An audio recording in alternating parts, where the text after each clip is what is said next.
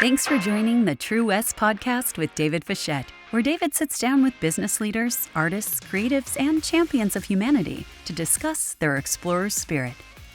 If your true north is your sense of purpose that drives you each day and that thing you'll be remembered for long after you're gone, we believe that your true west is your sense of adventure, your curiosity, and the thing that makes you turn your back to the sunrise and head into uncharted territories. You'll hear stories of tenacity and courage that live inside each of us to follow our own path into the future we desire.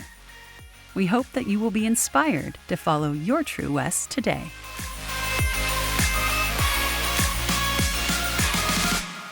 All right, welcome back to another episode of the True West podcast. Excited today. I'm coming to you from the Power 214 podcast studio in Dallas, Texas. On the road, I'm going to get a chance to talk to a couple of good friends today, but I'm going to start off today with the guy that I've known for about 20 years, who's an incredible event planner, television host. He's been named the top 10 wedding planners by the New York Times, top 10 wedding planners globally by Destinations Magazine, one of the top most inspiring leaders by Fortune Business Review, and he is commonly referred to as America's sassiest lifestyle guru. It is my pleasure to welcome Steve Kemble. Steve, thanks for being here. Thank you for having me, and thanks. welcome to Dallas. Thanks for being had. Yeah. I like to say. All right, so talk to me about sassy. So that came from your TV side of the business, right? Yes. You're rep by CAA. Tell me a little bit about Yes. that. We were sitting in a meeting because we were filming the pilot for, you remember the Ty Pittington Extreme Makeover of Homes? course. Okay, so they were doing a Extreme Makeover wedding edition. And so I was in that pilot, and I was sitting at the agency, and they were like, one of the suits, as we called them Right. there, because they were all buttoned up back then. And he was like, "You're so sassy." He goes, "I think that needs to be your brand." And I was like, "Well, I guess I kind of am. I will take it. I mean, I can twirl a baton. Sure. So why not?" Absolutely. So it just kind of stuck from then on. Yeah. And so we shot the pilot, and it just carried on from then on. Got it. That's So what was your entrance? Obviously, you're this major event planner, do events all over the world for celebrities and world leaders. How did the transition to television host, and how did that come about? It actually started out here locally in Dallas when I was invited on to do a lot of event entertaining segments. And then it kind of bled over to fashion, red carpet commentary. And then someone in LA had seen something that I did for Fox here, Fox Good Day, which is a very popular morning show in the market. And then I got called in to audition for that show. And then it just kind of like snowballed from there. It was amazing. And so I remember, got back when I was living in Los Angeles, seeing Us magazine as right, your commentary on people, which I thought was very, very, very funny. So you're a native Texan. Yes. Right. Yes, So, born in Dallas. born in Dallas. So Right. I was repping. So tell me about the sassy growing up. What was that like? I know you come from a family of football coaches and football players. Yeah. And then and did you enjoy sports growing up? Yeah, I love to watch sports. I'm still like a huge sports fan. I mean, I love it. I love especially college football, even more so than professional, because I think that sometimes professional football, NFL, seems a little manufactured, if you will, where college football is just like so real and the fans are so passionate. I just love the whole pageantry of it all too. Right. It's just so wonderful. So I've always loved sports, never really played sports. I tried. It was not good. I tried everything. And then I kind of went the band route, so I was like in the band all through high school. What did we play? What did we play in the Oh my God. Well, I wasn't very good at that either. Now, I was very good at leadership. I was the president of the band, but never really mastered an instrument. I played the clarinet, the saxophone, the tuba, the baritone, the oboe. And I wasn't like terribly good at any of them, but my leadership skills were fabulous. Of course. And I think that's where I get that from my father, because football coaches tend to be very disciplined, and they kind of have to be in that profession. So I get that part of, because times I'd question, I'm like, am I really like a member of this family? Right. Is anybody ever going to tell me that I was adopted? because I just don't. My brothers are football coaches, my cousins, my sister was all state golf. Everybody was like so sports driven. And then there was me. Right. I'm going to read the color commentary to the family. Right. So, okay. So let's just talk about this. What was that like growing up for you? It was actually, back when I was growing up, and we moved to Georgetown, it's where I went to high school, right outside of Austin, which is a very, very conservative town. That whole Williamson County is actually one of the reddest counties in the state of Texas. But back then, it wasn't like I was out in high school. And Right. back then, there wasn't really any, even through college, there wasn't even really any like, oh, there's this gay society over here and there's this, gay club and all, which there is now, which is a great thing because those kids need stuff Sure. like that growing up. But so I was really never out. I felt totally comfortable all through high school, felt totally comfortable all through college. I think when I was in college is when I kind of discovered that maybe I liked the male anatomy more than the female anatomy. And so maybe that's when that happened, was in college. And then when I graduated from college, I really started to live my life the way that I wanted to. Never had any issues with my family whatsoever. Yeah, it really was getting Yeah. to. It's like, what was that like? Did you feel totally supportive of your Oh, family that you 100%. weren't sports Right. right? That Yeah. you didn't want to. And my father, to this day, is still one of my very best friends, supported all of my endeavors all Right. through. When I said I wanted to be in the band, he was like, do it. I want to be in the drama club. Do it. Supported every single thing. And then when I told my family, when I came out to my family, and my family's huge. If you come to a family reunion of ours, there's seriously like 80 people there. Wow. My family is enormous. And so when I told them all that, I'm coming out, I'm gay, they were all like, duh. Well, why didn't somebody tell me before I realized? If all of you knew, why didn't somebody say something to me? But no, to this day, no issues whatsoever. But they've got to be so incredibly proud of Oh, your well, accomplishments. And I feel so blessed to have that support because there's so many people, even in this day and time, that don't have that support from their families. right. And so when I hear those stories, that it's really like, God, it's like emotional for me because I have always had the full support of my family through everything. And a lot of people don't have that now. Yeah, and obviously you think stereotypically Texas football player, Friday Night Lights, Yeah. right? And then you Yeah. have a Red state. right. It's But to like- have that sort of support, that's oh, it's phenomenal. that's To this incredible. day, it's phenomenal. Yeah. That's awesome. And and just girls are gross. No, let's just get that out Right. there, right? No, I love women, but that doesn't mean I have to like sleep with them. all the things. Oh my gosh, I have slept with one woman, but that's where I really learned that I'm gay. Right. Thank you very much. The highest compliment you can pay her. Exactly. No, that's exactly what I wasn't looking for. And you are, and you're actually the one who climbed on top of it, not the other way around. Well, God bless her. Yeah. All right. So your level of positivity is just off the charts. Whatever I see, you are always on. Yeah. How exhausting is it to be Well, Steve Kemble?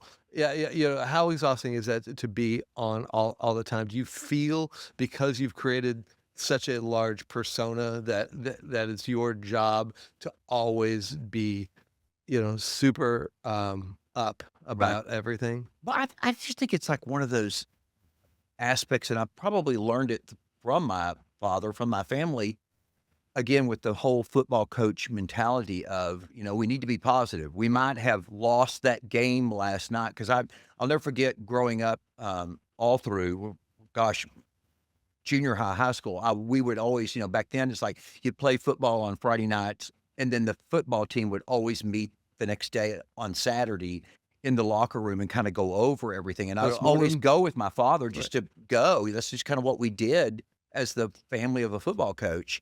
And it was always positive. We might have lost that game, but these are the things that we can do better. And I still, to this day, wake up every day thinking about let's be positive about something this day. Right. And I've always been that way. And I feel like so a lot of people will ask me that question, do you feel like you have to be on all the time? And I really don't feel like I'm on all the time. I feel like that's just the way I want to live my life. Right. And I want to look at things as gloom and doom as the world can be sometimes.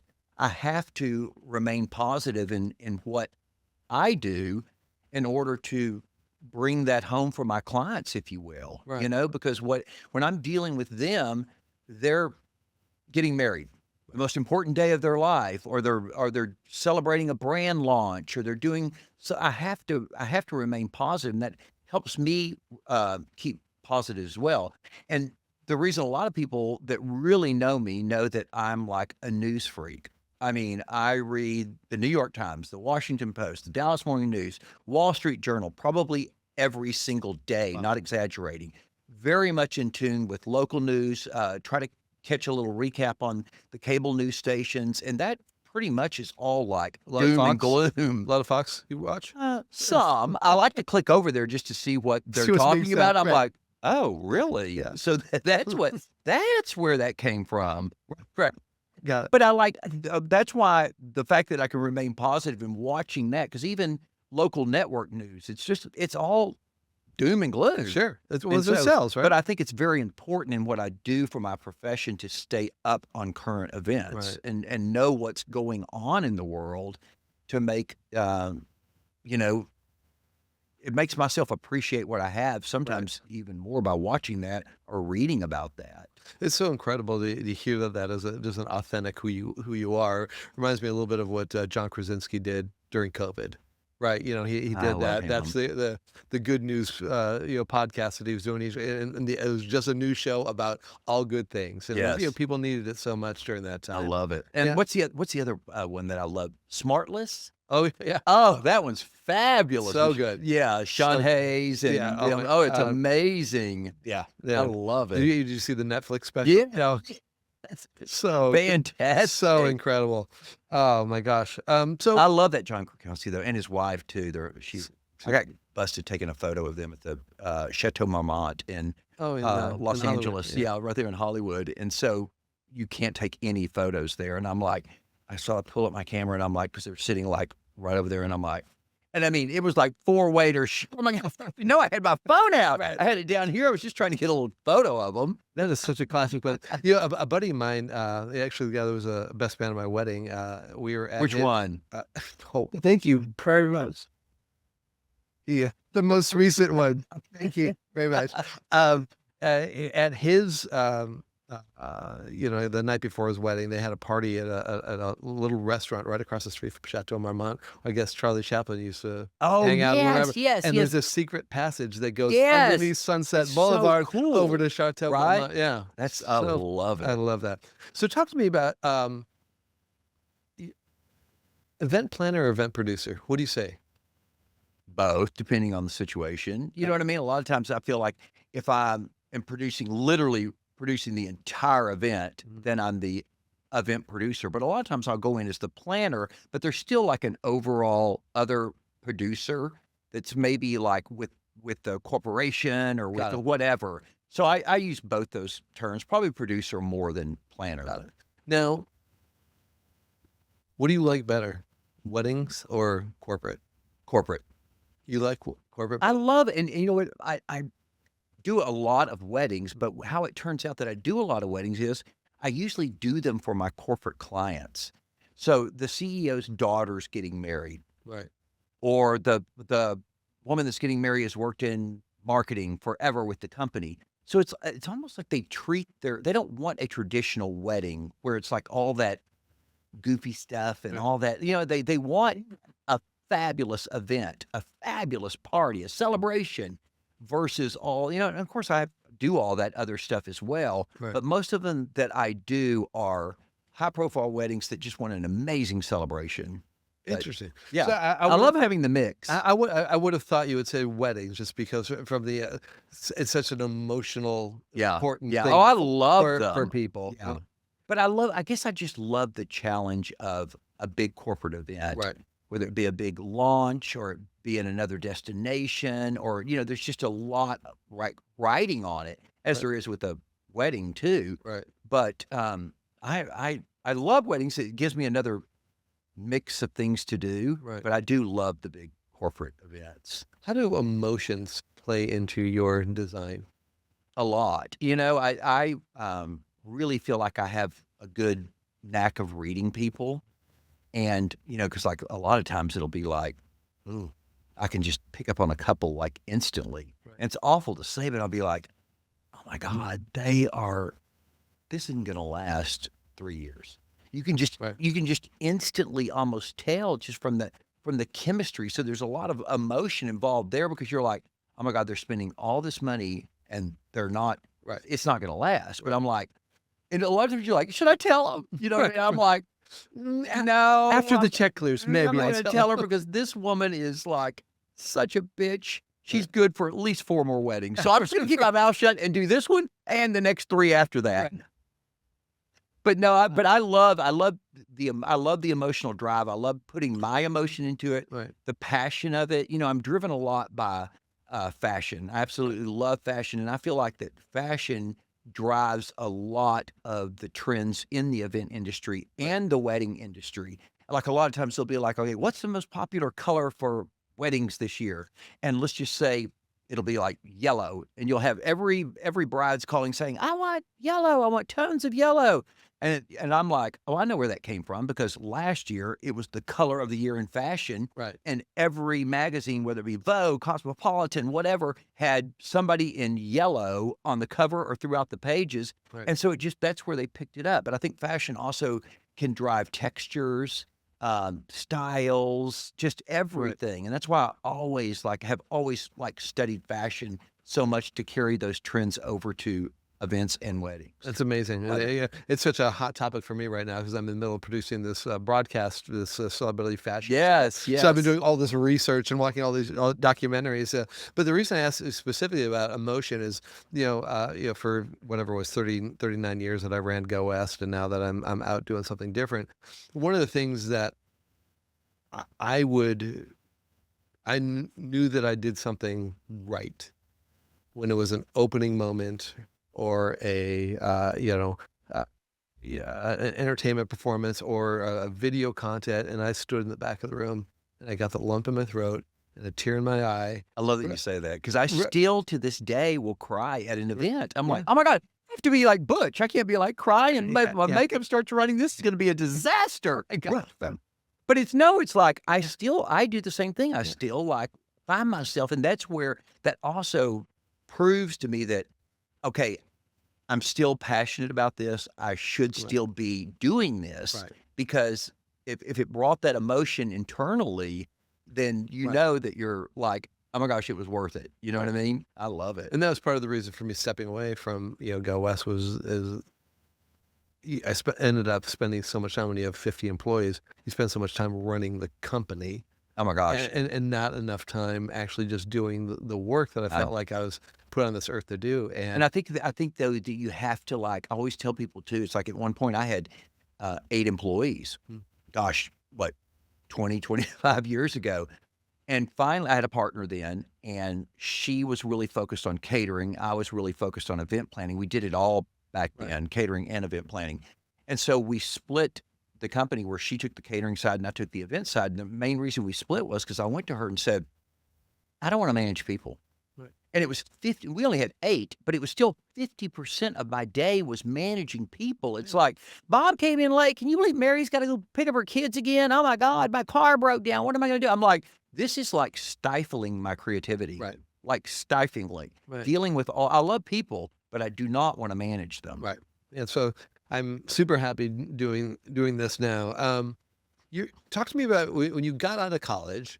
You were doing some other event-related work, right? If I read up on you correctly, they didn't offer event planning at college, right? So, and I love that they do now. I'm still so passionate about working with universities and colleges about implementing their event programs, and I love that. And just to be able to study that, I actually spoke. There's a large high school, one of the largest high schools in the country, and actually the largest in the state is in Allen, Texas, which is like 30 30 minutes outside of Dallas. Allen chose as a city, it's a pretty affluent area, strong in football. They always win every football championship. But they decided as a city to only have one high school. So they have over 7,000 students at this one high school. Wow. And it's managed by 5 different buildings, and each building has its own principal, but it's one Allen High School. And their football stadium holds like 40,000. It's unbelievable. Wow. But they actually have an event planning class in high school. And I thought, incredible. oh my God, if I could have learned that in high school. They teach, they have a restaurant on campus that's completely run by students. They purchase the food, they can cook the food, they wait the tables, and they have a cosmetology school that women can go in there, men can go in there and learn about eyebrows and makeup. And I thought, God, to be able to learn that in high school Right. and think, you know what, I don't like this.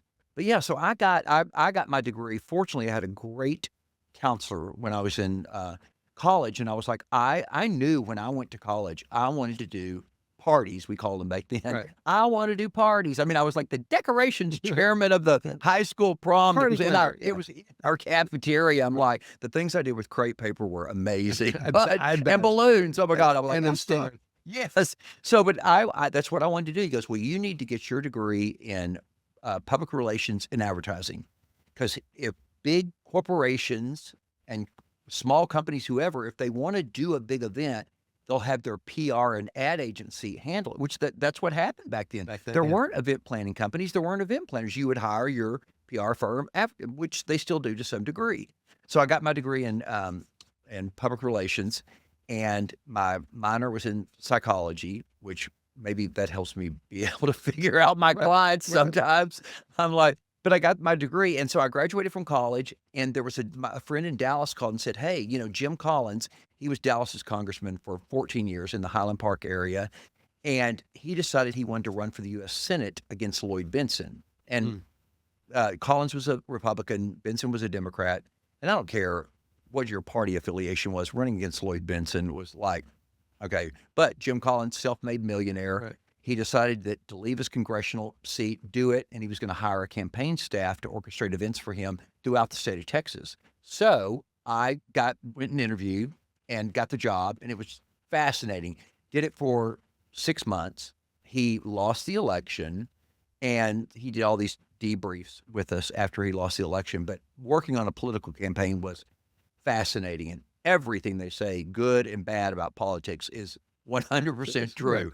But so I after I did my debrief with him, he's like, well, how do you feel? I'm like, well, you lost. And he's like, really? I'm like, yeah, really, you lost. And you have like $1 billion in the bank, and I have no job. Right. So thanks. Right. And plus for some reason, I had the congressional car. He decided that I could drive his congressional car.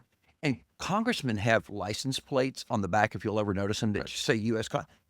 Hell, you could do anything in that park car. anywhere. Oh my God, I'd have to have like 8 people in there, driving up and down the street, park literally anywhere. They would never, no tickets, no nothing. So I had to give the car back, and he's like, okay, there's a job opening at the Dallas Chamber of Commerce.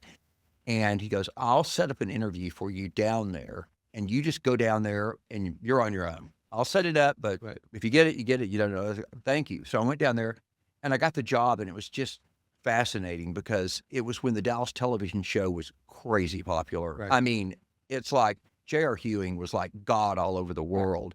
And my job was to travel all over the world, the majority of the time with the cast, doing tourism promotions to the city. So we'd do this big Dallas party, come to Dallas. Blah. So, I mean, I went to Germany, Japan, Mexico, Canada, I mean, Brazil, you name it. We were doing tourism promotions everywhere with the cast, and it was just this amazing opportunity. So I did that for 2 years, and then that was right around the time that Lee Iacocca was doing the restoration of the Statue of Liberty in New York. So they came to talk to my boss, and my boss said, will you sit in on this meeting? Which was normal. I sat in on a lot of his meetings. And so they wanted to hire a staff to cover Texas and all the contiguous states around Texas to do grassroots events to promote like the statue restoration, raise money, blah, blah, blah. So they left, the Lee Iacocca team left after meeting with because they were pumping my boss for people to work on this. And so I told my boss, I was like, oh my God, I want that job. I said, that would be fascinating. It's just a 2-year project Right. and I want it. And he was like, well, you have a job. I know, but here's the deal. I want to do this for 2 years. And then after 2 years, I'll come back and have my job here. He's like, oh, really? Will you? Yeah. It's like, I know that you're not going to come back, Right. but I'm going to leave that open and let you take this opportunity. He's still a mentor of mine to this day because he let me go. And I did that for 2 years. And then after that was over, I went back to him and I said, okay, here's the deal. He's like, you're not coming back. He's like, big surprise. Right. I'm like, no, I'm not coming back. Because I decided at that point, it was the time to start my own company. Right. And that's when I started my own company. And it's like, people ask me a lot of times, like, how did you do it?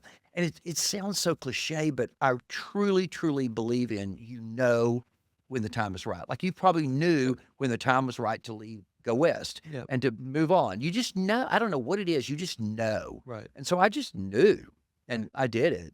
So how much interaction did you actually have with Lee?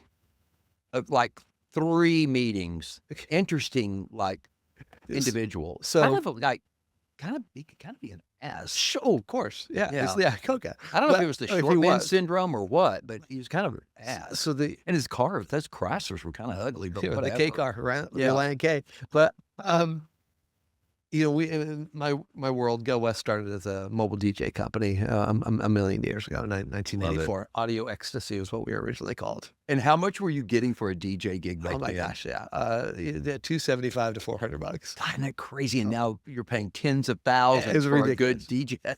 But we ended up doing Leah Iacocca's wedding, where I met Lee. So then Lee reached out to me, and he was getting remarried to this restaurateur, Darian. Because he had like 3 or 4. Three or four wives, yeah. So we did. Why do you straight guys do that? Why do you just find one and stick with them? Or what is the need to always get married? Goodness. That's On another the next podcast. But anyway, so we ended up doing both Darian's daughters, his daughter, and his wedding, right? It's such a great story because so his wedding was at his home in Holmby Hills. It was a section of the high-end section of Beverly Hills, right? Yeah. Right, and it's in the backyard. And I've got one of my other DJs with me, and whatever it was, the late '80s, early '90s, and we got a nice packed dance floor, but it's like all these luminaries of the 50s and 60s. Yeah. Bobby Vittens and all these people, they're there. And the DJ that's with me is like, I can get this crowd to do the chicken dance. I said, under no circumstances can you get this crowd to do the chicken dance. He's like, no, I can do it. I'm like, you will not do it. And he grabs the microphone. He's like, wait, I'm like, we got everybody in a circle, right? Oh my God. God, here he goes. And he starts lining it up, and he starts explaining what it is, because I don't know if you've ever been to a place where they've done the chicken dance. Yeah, They take you through with emotions. Yeah. They're teaching you the dance, right? Well, these people are standing in a circle, and they see what's happening, and one by one, they all start going away and sitting down, right? And he's like, hit the music, right? So I hit the music, and it's literally Lee and his 95-year-old mother are the only 2 people on the dance floor doing the chicken dance. And I was like, that's fabulous. He was though. sweating. He was drenched in sweat. And I was like, oh my God. Okay, next time, listen to me. Yeah. Do not do the chicken dance. What, did he say anything about it afterwards? Oh yeah, he was. Oh no, Lee was fine. It was fine. But I was like, I was mortified. Oh my God. Oh my gosh. So love it. talk to me about these, event world or hosting. What do you like better? Really a mix of both. I really do. So then what are the pluses? What are the pluses that you see on the event side of things and the pluses of being a television personality? Well, I think that, the event hosting aspect of it, sometimes it's kind of like, I probably take on more than maybe some other event hosts do, because I really am like concerned about things that we know as event planners should happen. It's not just like walking up to a microphone. I want to know okay, what music are we playing here? When am I coming out? That kind of stuff, and so I really like deep dive into it. Like I want to see the script like weeks before. I really put a lot into it. And I love that part of it because I feel like it's a critical part of helping to drive the event. and creating the different emotional levels during the event. So it's kind of nice for me to do that, and not have to produce the entire event. Now, a lot of clients will be like, "Hey, can you produce the event and then also like maybe MC it?" I'm like, "No." No, I can't. That's like I'm going to be chasing caterers all over the room. I can't be at the Right. microphone doing that. But I like them both, and I think that that's what allows me also to stay passionate about what I do, and passionate about my brand is having the opportunities to host red carpet events as well as produce red carpet events Sure. and produce weddings. I think the variety is important because a lot of people, I think, especially in our industry, will become stagnant on, oh my gosh, I have to do the same thing over and over and over again. But I think that you have to find opportunities within yourself. If you're passionate about something, then like explore it, and maybe that will give you, longevity and allow you to keep doing what you're doing. You like it, but you're like, I want to do something a little bit different. Well, there's so many opportunities within this industry to do something a little bit different, Right. and I love that. Yeah, I do think that's always one of my favorite things about the event industry is that every event was different, right? Yeah, And I don't mean this as a slam on DMCs, because I love my DMC partners that are out there, but a lot of times DMCs companies will have these 6 parties that they Yep. sell, right? Yep. And by God, we're going to keep selling these parties Right. because and that's great. It makes margins go up because you reutilize the same thing, but. Kill me, my board, my shareholders, did not love the fact that everything was brand new from the ground up for me, Right. every single time. Let's, what's the environment, what's the theme, how are all the pieces come together? How do we make that special, just for that one event? And It's not as cost effective. Right, exactly. Right. But when you're operating too at a certain level, it's like you can't. Yes, you can repeat. Yes, you can have furniture at the event, but you Sure. can't repeat the same thing because your client is paying for that creativity and for that custom, quote unquote, Right. event. So it's got to be, and again, I think that's what drives you inside. It's like, oh my God, I've got to make this different. So you Right. challenge yourself to do that, which I love that part of it. Yeah. What's your favorite event you've ever? Probably, I did this event in Armenia for a client here in Dallas who is Armenian by descent, and they gave $65 million to build a school in Armenia because when Armenia split from the Soviet Union, like the Soviet Union back then, they kind of just like left it, like, bye. Right. And you go to Armenia and you're like, oh my God, they literally just left. They just like boom, left. And like, I think Armenia is still like the 3rd poorest country in the world. Wow. And a lot of times we think that we have challenges in what we do. I'm like, how do you start a country? Right. I mean, they literally Right. just like, that was the ultimate pullout. I mean, they like left. And like, so it's so poor. So my client gave the $65 million to build the school there. Well, then the president of Armenia was so like excited about this donation that he said, I'm going to throw a party for the entire country, Wow. And I was like, and my client's like, no, you have no money. We can't spend $35 million of your money. Yeah, we can't It's this party. no, we can't no, you can't do no. So my client took on that obligation as well as giving the money to the school. So for like 3 months, I spent so much time because they literally have nothing. We had to bring stuff in from Germany, stuff from Turkey, stuff from Moscow. I mean, they had like, not exaggerating, 2 portalettes in the entire country. No like golf carts, Right. no barricades, no anything you need for like, we had Right. All the infrastructure. 35,000 people a day for a 3-day period. So I would travel back and forth to Dallas from Armenia just a lot. I feel like I spent literally 3 months over there, but I would come back and I'd be like, oh my gosh, these people are the happiest people I have ever met in my entire life, even to this day. And they have absolutely nothing. And I would come back to Dallas where at times I feel like we can live somewhat of a superficial life. and we need everything. We need clothes and cars and houses and fancy restaurants and amazing bars. And are we like that happy where these people have nothing? I mean, they have absolutely nothing. And so I would treasure that event to this day because it taught me. I came back from working on that project, and I probably like released like 20 things in my life that I just did not need. And I learned I Were any did of them not need clothes?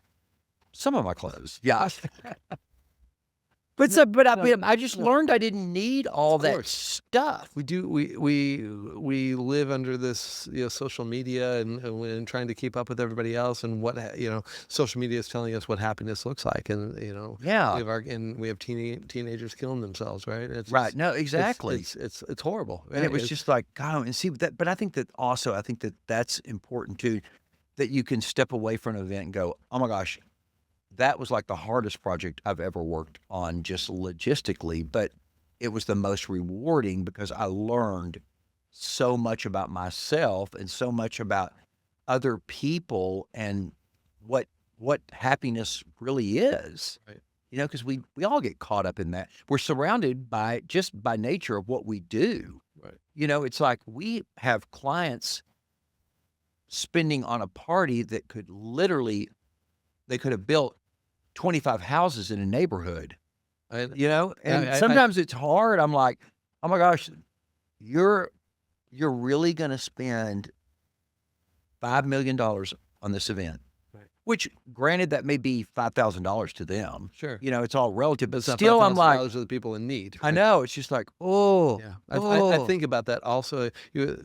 Often the amount of money that's spent, and I'm grateful to God for the career that I've had and the money that has Right. supported the people who work for me and for my family. But at the end of the day, especially in corporate stuff and we're in wedding stuff, a lot of times it's all this buildup and millions of dollars, hundreds of thousands or millions of dollars to get to this point, and after 4 hours, take it all down, throw a bunch of it in the trash, never to be Yeah. seen again. And it's like, what's left over? It's like- a videotape, maybe. Right. Right? Gosh, just like, oh my gosh, I did this one wedding in Houston. It was like probably $2 million wedding in Houston, 800 people, black tie, like amazing, flawless. So ready to go. Everything's ready. Everybody's seated in the church. Da da da da. Groom doesn't show up. Like, not showing up, like not coming, not late, Right. decided he just could not do it and just blew the coop. Everybody's like in the church, like seated. So her father has to get up and say, the wedding's not going to happen, but we're still going to have the reception just because it's one of those things where you're paying for this regardless of like if you come or not. This is done. Right. It's like you're paying for it. So the bride came for like 45 minutes just to be. But think about all that, and did not. I mean, how do you like? That's what I'm just like. Oh my gosh, could you not come to that? I respect you in one sense, saying I just couldn't do it. But did you have to like humiliate her The day on the? before even. I know, Yeah. like even the day. Yeah, Yeah. like Reminds me of The Office when Jim and Pam, yeah, or Jim and Roy broke off their right. She was bringing her leftover meals for lunch every day. She had to pay for all the Yeah. meals for whatever reason. Oh my gosh. I love it. Have you ever fired a client? Yes, yeah. Actually, probably like a couple of times. Not like only one before the event actually happened, and it was a debutante ball, which we still do that in the Right. South, which still just like amazes me for all the people that don't know about debutante balls. It's literally like a group of women sitting around selecting the debutantes and then selecting the male partner in the community that they think Right. that they should get married and they should eventually. I mean, it's like they have like horrible odds. I mean, like none of them ever work. They have worse odds than the Bachelor Right. and Bachelorette. I mean, none of them ever work. But so there was one where the girl did not want to be a debutante, did not want to be a debutante. She just didn't want to do it. And parents spend like millions of dollars on debutante balls, millions of dollars. And she did not. I'm like, oh my gosh, your daughter is telling you she does not want to be a debutante. Well, finally, I just had to release myself of the project because I was becoming the counselor. Right. That's not what. Can you tell her that she really needs to do? I mean, this was going on for like months because she was like not going to show up, not going to show up. And She then, should meet that groom. right, They could not show up Like, together. right. And the best part is I backed out. Another planner came in, which I was like, good luck, do it. A friend, I was like, do it. Because I said, why don't you call it? Came in, had the debutante ball. She didn't show up. So the parents were completely humiliated because that's like a big no-no. Right. That's so. And then after I've worked on a couple of projects when clients have called back and said, hey, do you want to work on it again?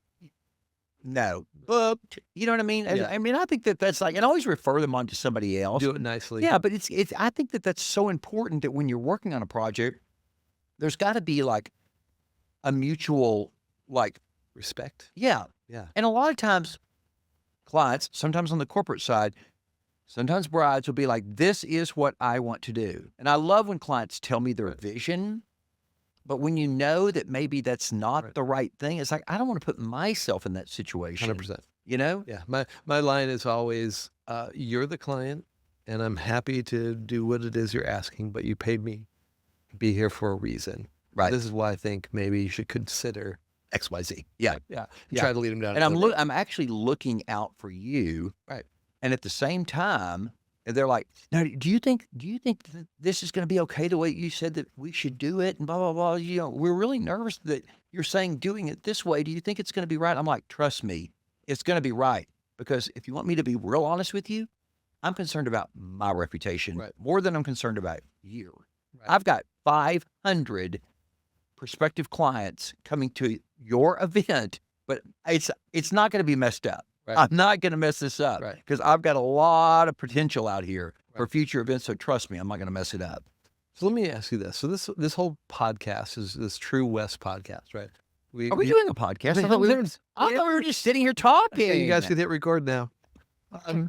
So the whole idea here, right, is if your true north is your purpose in life, the thing that gets you up in the morning, the thing that you'll be remembered by, is your true west, your sense of curiosity and exploration. You think about the pioneers, heading towards California. They went west, right?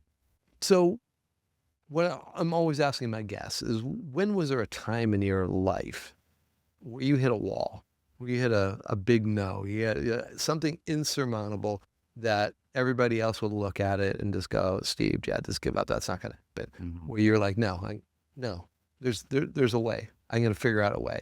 Yeah. Is there anything either in your professional life or in your personal life that comes to mind that would be your true West moment? I think the pandemic, especially for our industry, was one of those moments, and myself included, because a lot of people, I think, in the industry were always thinking, do I want to do this anymore? Do I want to do this anymore? Do I want to really do this? And I think the pandemic gave a lot of people the opportunity to say, okay, I'm done. Right. I'm out. 100%. Even like with what's going on in Florida, there's a wedding planner in Florida who I've known for like 30 years in Tampa. And she posted on Facebook just the other day, she's like, I'm done. We're packing up everything in the office. I know it's going to be underwater when we come back. I'm just done. But I thought about, okay, do I want to continue to go on? Because, gosh, we've lived through as long as we've done this, we've lived through the whole stock market crash. We've lived through 9/11 with the pandemic, all these people going through the pandemic stuff right now. I'm like, this is just like 9/11. Right. This is just like the stock market crash when that happened. And I thought, okay, is this the time that I want? I was like, no, I actually like the challenge of the whole thing. So there was that moment when I thought, okay, is this an opportunity to say, it's been fabulous, right? Because we knew that we were going to be shut down for 2 years or whatever it was. But I saw that as like an opportunity to completely kind of realign and reorganize my business and my personal life, I like came out of the pandemic thinking, you know what? These are truly the type of events that I want to focus on now. And all of these other ones, as great as they are and as wonderful as they may be, they're not on the scale that I want to work on anymore. You know, it's just like, and a lot of times it's like your mindset really drives that. And coming out of the pandemic, my business has changed. It feels like 100% where I am now focused on larger long-term projects that I'm doing at a higher level, you know, a lot of times higher level monetarily, a lot of times mind space and creativity. And it's kind of like people are like, how did that happen? It was like, it was within me. I made the decision I was the driver of that. I mean, I think you drive your own destiny. You know, you're the one that can make 100%. that happen. And that really, and the same on my personal life, it was like, you know what? There's a lot of stuff that I don't want to go to 8 cocktail parties a night. That's great and that's wonderful. And, I can support these nonprofits in a different way versus them going and standing in a retail store drinking cheap wine going, oh, isn't this fun? That's great. I think it just made us all stop and think about our lives and the way that we want to live our lives, both personally and professionally. So that was a moment for me it's just been a burst of energy since then. Yeah, it was hard, but I think about God, it was worth it coming out of that, So you and Chad have been together how long? Now, 8 years. 8 years. Yeah. What does relaxing look like for you when you're home, door shut, nobody else is around? Really? Is that where we're going? Well, No. Is this what we're wearing at home when we're right? Or does Steve Kemble ever just put on a pair of sweats or a jeans? Well, I'm thinking of the Lord. Tracksuit. I had in mind a juicy tracksuit.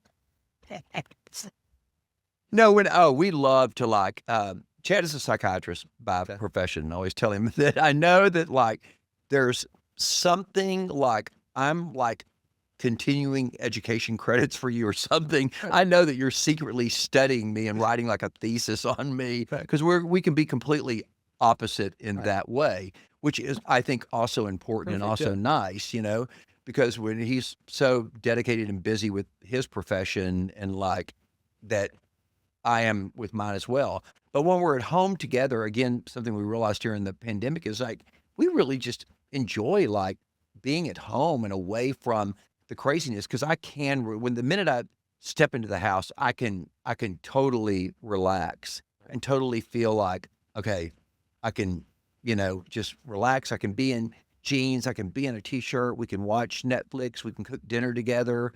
And we love that. We love that so much. We love to travel, spending time with just the two of us and just going everywhere. Yeah, we love it. But yeah, I can totally relax and be off. And most people will be I can still people call me the vapor because I will just disappear. It's I can still hit 5 cocktail parties a night if I have to in Dallas on the social scene because I am in and out. Because my mother taught me, to this day, I heed her advice. She's you know what? If you have to leave early from an event, you need to call the hostess and let them know that you're going to leave and what time you're going to get there so that when you leave, you don't have to do this big formal goodbye. Because when you do that big formal goodbye, I've got to leave, then you're giving other people the opportunity to leave. And you're just bringing the energy down at the party. That's amazing. That's amazing advice. So I will I always call and say, hey, I can only come by for 20 minutes. I'm going to get there, right at 7, but I've got to leave by 7:20. So when I duck out, I don't want you to think that I was to this day, I do that. So I can literally hit 5 cocktail parties and be at home in bed by 8:30. People think, you would think by reading Dallas publications or Dallas whatever society stuff that I'm literally out every night, all night long. But my ideal night is to be at home in bed by 8:30 because you probably know I'm kind of a 5 o'clock person. I love to get up in the mornings. Me too. I cherish the mornings. I can literally get more done from 5 o'clock in the morning till 9 o'clock in the morning that I can get done all day long. I hear you. And I always tell people too, it like helps me focus on my day. I still am meticulous about a 5x7 note card every single day with what I have to do on it that day. And I check it still. If you saw my office, I have like 30 of them for every day of the month. And I just keep track of everything I have to do.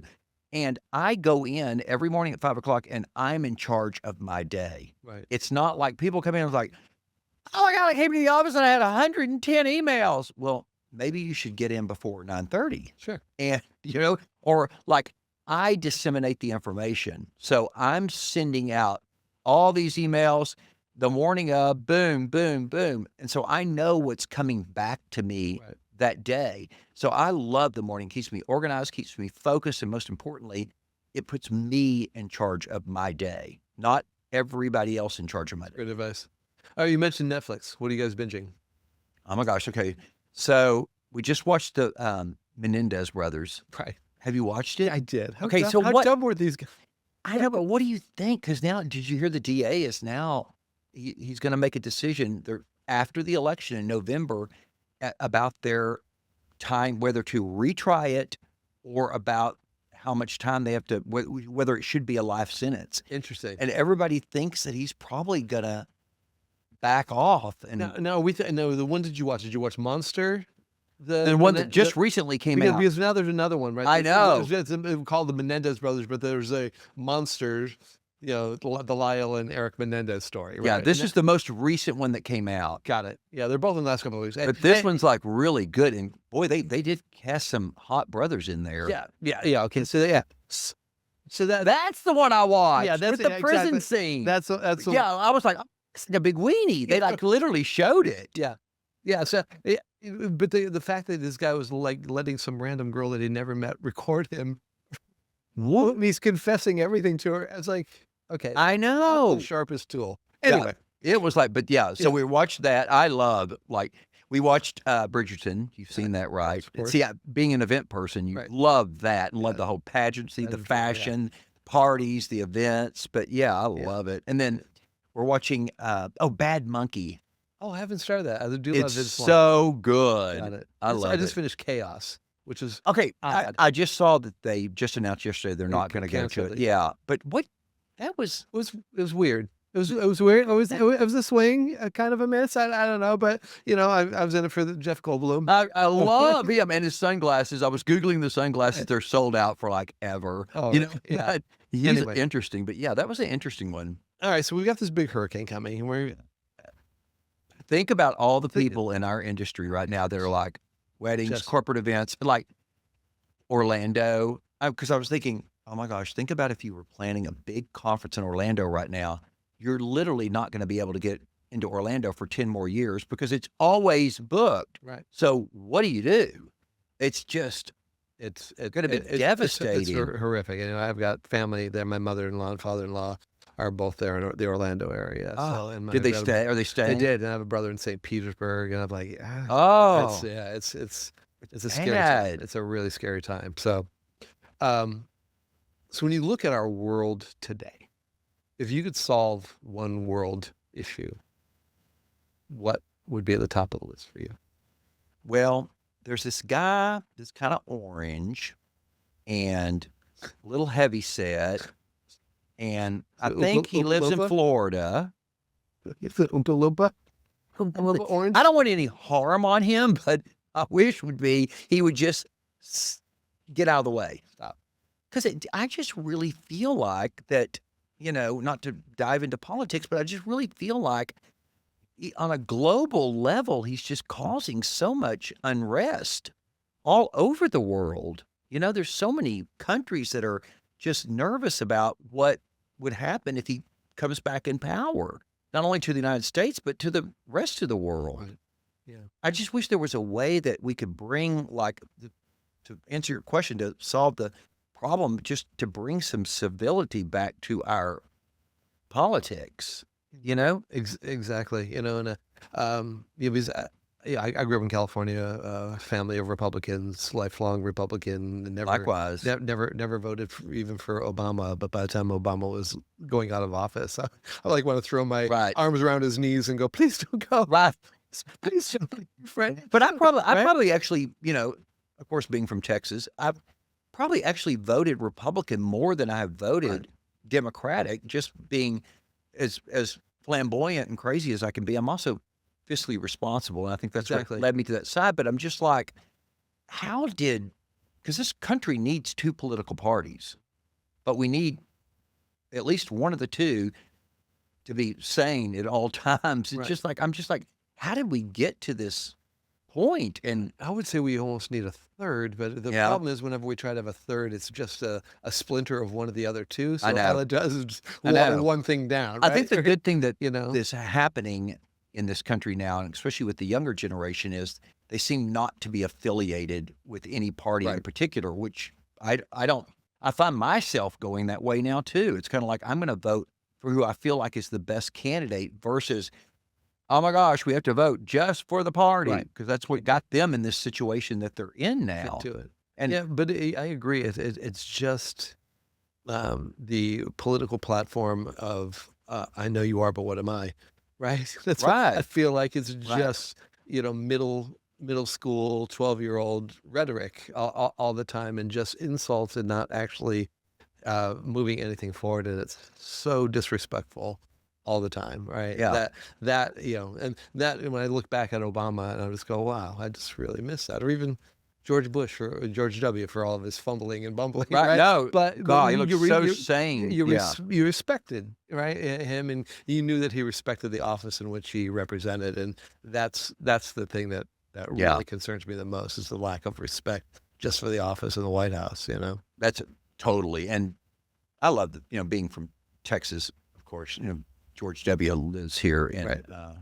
Dallas, and Laura. And I've always loved the Bushes, and I always tell people it's like they are extremely conservative in their nature and also their entertaining, but they are so refined and sophisticated.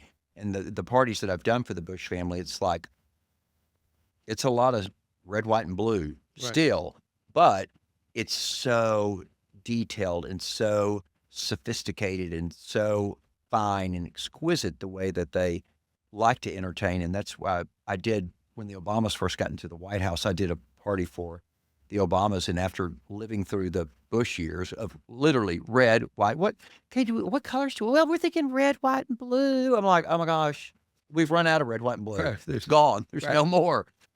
And to have Michelle Obama say, I want the colors to be yellow and orange.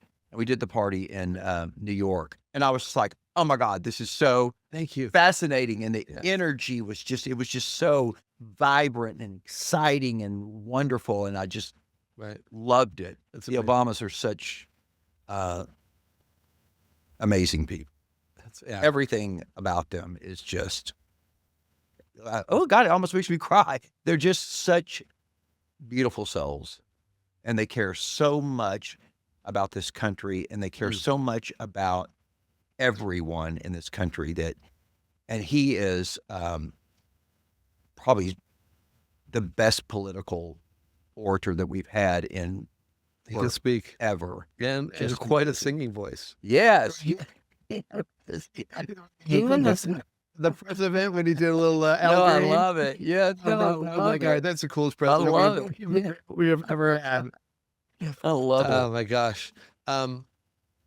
What's Steve Kemble doing in 10 years? Oh, am I still doing this? Or Huh? I'm working on your third wedding. Hear that, darling? We got at least another 8 years. I'm probably still doing this to a degree. I find myself, coming out of the pandemic, like I say, I've kind of refocused my business where I'm working on larger projects that sometimes take up more time and different.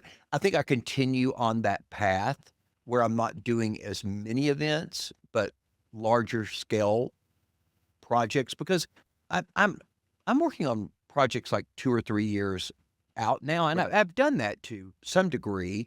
before, but even more so now. And I like that because it's again, it's a challenge, and you get more involved in the whole branding aspect of Right. it, and which Right. is so critically important, especially on the corporate level now, but especially on the wedding level as well. Now with social media, so many of these couples feel like they have to have their personal stamp or their Right. personal brand or whatever. But I love working on long-term projects like that, and I think I'll continue to do that. Got I it. love it. Just passionate about it. So you said you knew when you were in high school that events was the direction for you to go. If And I ev- knew in college that I liked right, guys. right. But if events didn't work out for you, what would you be doing today if it wasn't this industry? What would you want me to be doing? I don't know. That's what. I probably would have been in fashion. Hmm. I probably would have been, yeah, or some aspect in the entertainment industry. I probably would have been, whether I would have been living in the United States, I don't know, because I always tell people too, it's like, you know, I wish, right after I graduated from college, I wanted to move to London. And I don't know why, but I wanted to move to London. And my parents were like, well, then just do it, because I discovered like that I like to travel in between my junior and senior year in college because I was gonna come home that summer because it was gonna be I always went to summer school. Right. I mean, I took like 3 hours. That's right. I was in summer school, but everybody did, and so we just partied the whole summer in the college town. So I told my parents, I said, I want to come home this summer because I'm thinking, oh, this is my last time. I Right. told my parents, I want to come home. They were like, why are you coming home? I was like, well, that's kind of rude. Sure. I Right. mean, I wanted to spend like my last technically time at home with Right. y'all, and they were like, my dad was like, no, no, no, no, you don't need to come home. I said, okay, well then what am I going to do? Because joke's on you. There's not really any more college classes I can take. It's Right. basically just hanging out here. Right. He's like, why don't you go to Canada? And I'm like, okay, so like what? Like The what am I going draft to do? coming Just up? like yeah. I'm like, why are you trying to send me across the border to a foreign country? He's like, no, just go. You need to just go, spend the summer in Canada, get on a train, just learn about yourself, learn about life. So I did it. So I spent the entire summer in Canada, and it was absolutely fascinating. I went to Banff, Montreal, Vancouver, Calgary. I mean, you name it. I was all over. I just loved it, loved it, loved it. So that got me like, okay, I like this outside the United States bubble. So I wanted to go to London and live in London. And my parents were like, go live in London, go do it. And I'm like, okay, well, y'all are going to support me in this, right? You're paying. And I don't need the mental, emotional support. Right. That would be great. But then the opportunity came up with the Collins campaign to Right. work on the senatorial campaign. So I didn't go. And I always tell people, like, if you're passionate about something, then just do it, do it, do it, do it, do it. Because I probably, if I had to, even though the Collins campaign, the whole situation worked out beautifully for me, to miss the opportunity to live in London, I'm thinking, you know what? I'd probably still be in Europe. Yeah. I'd probably still be over there. So don't ever pass up an opportunity, and yeah, you might be a little scared to do it, but just do it. It's amazing. I get to travel obviously now by myself often. I didn't do that in my younger years, but right before I met Christine, I met Christine. She was 29.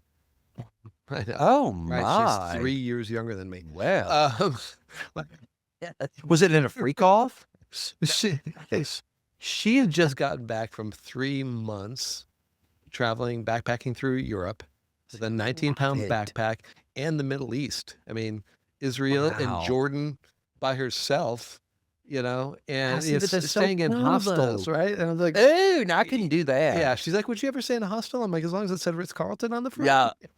I could never. Maybe. See, I could. Yeah, hostels. But But how cool of her to like. wow, yeah. But I mean, my wife is, she's a Puerto Rican from Queens, so she like slept every night in these hostels with other people in the same room with, a switchblade in her hand the entire night while she Yeah. slept, because that's the way she was raised. So, um, But yeah, see, it's like, and she will cherish that for the rest of her life. And I have to say, oh, I wish I would have done that. right, Right. right. Two last questions. What has made you so successful? What do you think as you look at yourself objectively, right? But honestly, what has made you so successful? I think my upbringing through my father and my mother, and I think that my father taught us all so much about life Mm. and to be compassionate with people. Because when my father extremely conservative and a football coach, but still had so much respect for the life that I wanted to live, and does to this day, that it just taught me to look at the goodness in people and support people in whatever they choose in their life and whatever lifestyle they choose. And everybody's going through something, and he just like taught us all so much about that. And I think that that's enabled me to do the job that I do now too. It just made me like compassionate for people. And I think just being kind and being good to people is going to make you, excel in your life, like more than anything that you learn through a textbook. That's so important. I mean, I started this foundation last year, and that's the T-shirt. Right? We see humanity, right? Because I see. I think love it. I found it's the True West Foundation, but this tagline of just seeing people, because I think so often we see people's choices or their political affiliation or whatever, and that's what we look at, and then we place judgment on that as opposed to just seeing people and what they're going through. Right? It's just it's ridiculous. Like, But I was love riding that with that's it. somebody the other day, and we were in an Uber, and to your point, a Tesla went by, and they were like, "Hey, how can they be driving a Tesla?" Elon Musk. I thought, okay, so now we're to the point where that automatically brands a person a certain way because because Elon Musk personality has taken over the brand of the car. Nobody said that since the Reliant K. Right? Exactly. Exactly. Shall we circle back? Exactly. We But I'm circle- like, now I said, now that might be a good person in there. Yeah. Don't Right. judge them for that. Yeah. But that's people just automatically like you said, just assume that Right. somebody's a certain way because Because of of their affiliation with something. It's like I have many, many, many, many friends that like support maybe a different political candidate than I do, but that's their choice and that's their decision right. to do. And like I love when Governor Walz uses a lot in his stuff. He's like, mind your own business. Right. Like when he says that about certain politicians, like mind your own business. Do what they. Don't judge them and don't try to make them change the way they are, but just like, stay out of their business. Let them be, Because we're not seeing the whole thing. We're not seeing their heart. Because I mean, people that you may love and support maybe have horrible things in their heart. Oh, yeah. Right? Things that are hidden in the back. So, Right. All right. Last question. And thank you so much for being here today. Welcome. But last question. What makes you curious today? This show's all about curiosity, right? Yeah. So what makes you curious? I think people more than anything make me curious. I could literally sit in an airport for hours just watching people. It's just like, oh my gosh, that's why when I go to Las Vegas, I love to just sit and just like, I'm just curious about, you can learn so much about watching people, and especially in Las Vegas, where if you're sitting there, there is literally one of everything that God created is walking down the street in Las Vegas. It's Noah's Ark. Yeah, and it's just like you learn so much, and even though you don't know those people or you really don't know what's going on in their life, like we talked about, just by watching people, it's like, oh my God, you can see them being compassionate, you can see fashion, you can see styles, you can just learn so much about observing. I always tell people, it's like, just take like 3 breaths, relax, and just sit and just observe. Right. There's a lot going on out there, and then people make me curious. They make me like, oh gosh, I want to know more about them. Right. Something's going on. You know what I mean? Right. Good. It's like, I want to know. And it just makes your mind start working. And like, it's like, okay, well, what do you think? You think this is going on? You think, you just learn a lot about When observing. they put that on this morning, what were they thinking? Exactly, but it just Bless their makes heart. your mind, Right. you know, I things that make me curious are things that make my mind work, and watching people, like, makes my mind work that way. You Right. know, it just makes me curious about what's going on in their lives, and you just create this little thing for yourself, but it just makes you curious. Right. And I think you need to find that in your life to remain passionate about life. Find things that Amen. make you Yeah. curious. What makes you curious? Um, yeah, humanity. I mean, this has really been my word for the last 18 months or so, just, because I went through this thing where a lot of times I would, make sure that I had, $10 Starbucks or McDonald's or whatever in my car, and I would always hand them to people that were out asking for money, or I would always give cash, and my former wife would always, blast me for giving cash to homeless people, right? Because she's like, "Oh, yeah, they're just going to use it to buy drugs or alcohol," and I'm like, you know, me But giving them money is between me and God. What they do with yeah, it is between them and God, right? That's yeah, what I was saying. yeah. But what I realized I wasn't doing a lot of times was looking them in the eye and having a conversation. So even today, just, I'm on my way here to the studio, somebody stopped me, and I stood there for 8 minutes, had a conversation with them, and talked to them, and Love it. called them by their name. And when he first met me, he said, "I'm Eric," and he shook my hand, and I said, "I'm David," blah blah blah. And then I talked to him and talked to him, and at the end, he's like, "Eric's not really my name. I don't actually tell people my real name out here on the streets. My name's Eddie." Right? I love it. And I it was love like it. he Yeah. felt seen in that Feel like, moment, and it's like, what does that yeah. what does that take out of our life?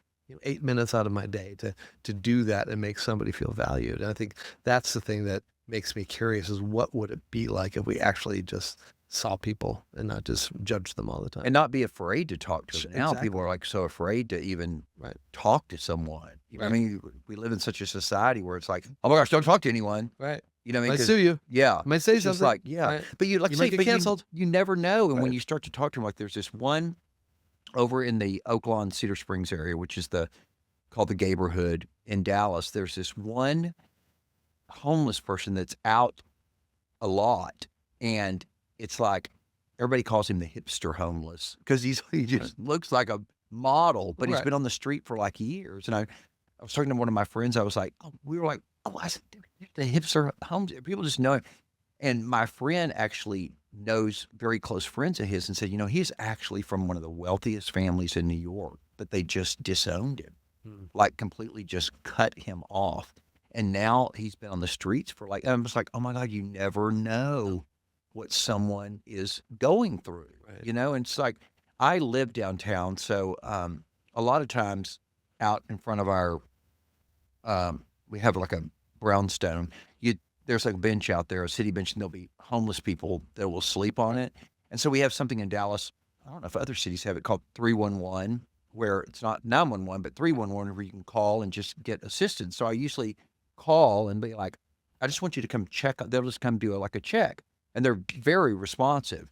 Like I was like, this homeless person's been sleeping out here for like 8 hours. I just want to make sure that they're alive, Right. because I can see them from and it's the police that comes, and they come like instant, and they'll be like, I was like, were they okay?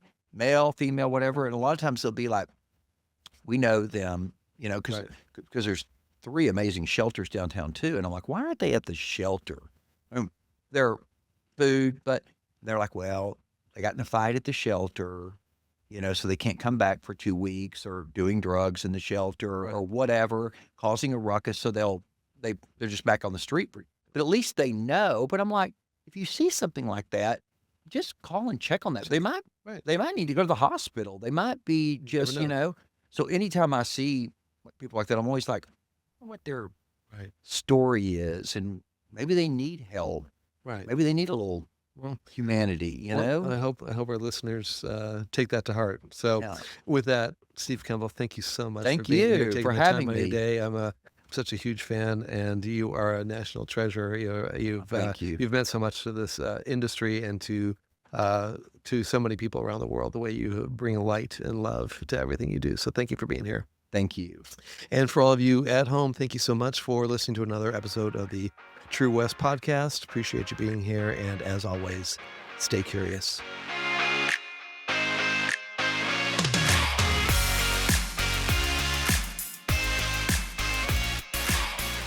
Thanks for joining the True West podcast. If you'd like more information on today's guest, please check below or see the episode notes. Until then, stay curious.